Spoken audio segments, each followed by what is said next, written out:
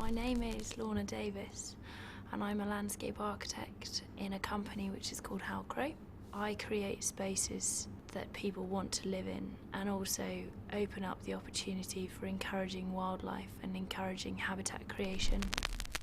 When I first went to study landscape architecture, after 3 years I went to do a placement year in an architect's firm. And within this architect's firm, I was given the brief to design a square. My job was to create a place which would facilitate the people within the town and give them an outdoor garden which they could then go and spend their time in. It gave them a pride of place, and by having a pride of place it meant they maintained it, which meant it was a success. When I was at school, I wasn't actually the most academic of students. I wasn't particularly focused on anything because I really had no idea as to where I was going to go or what I was going to do.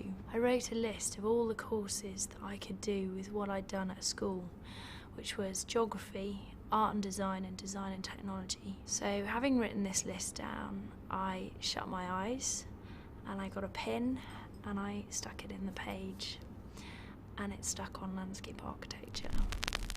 I'd say a turning point in my life was actually deciding that landscape architecture is something I want to do, so I need to embrace it and do it wholeheartedly.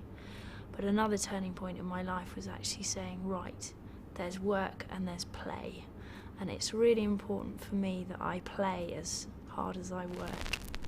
I spend most of my weekends escaping to the country.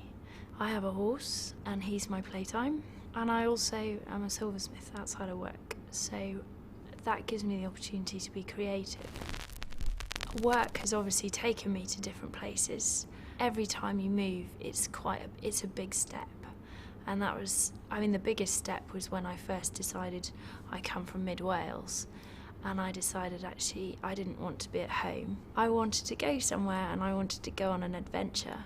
So I thought, right, I'll move to Scotland and we'll see what happens there. And then you meet people and you suddenly discover that actually it's a really, the adventure's worked out. If it doesn't work out, what's to say you can't go somewhere else?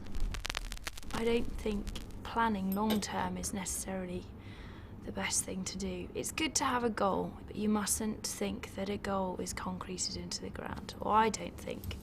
My goals are pretty flexible. So last year I decided I wanted to take time out of work, so I went to Australia and travelled Australia. And when I came back from that, I discovered lots of new places and I'd seen lots of new things, and so I was ready to do work again. And my next goal is to improve my position within the company I work in. But then certainly 5 or 10 years' time, I hope to have seen a lot more of the world, and I hope to have, just see what happens. If I could, I would like to drive from the south to the north of Australia through the middle, and then I would like to come down the west coast, all on my own, and actually take the challenge of going somewhere that not many people go, seeing things that not many people see, and just enjoying meeting all the people that you meet when you travel on the way.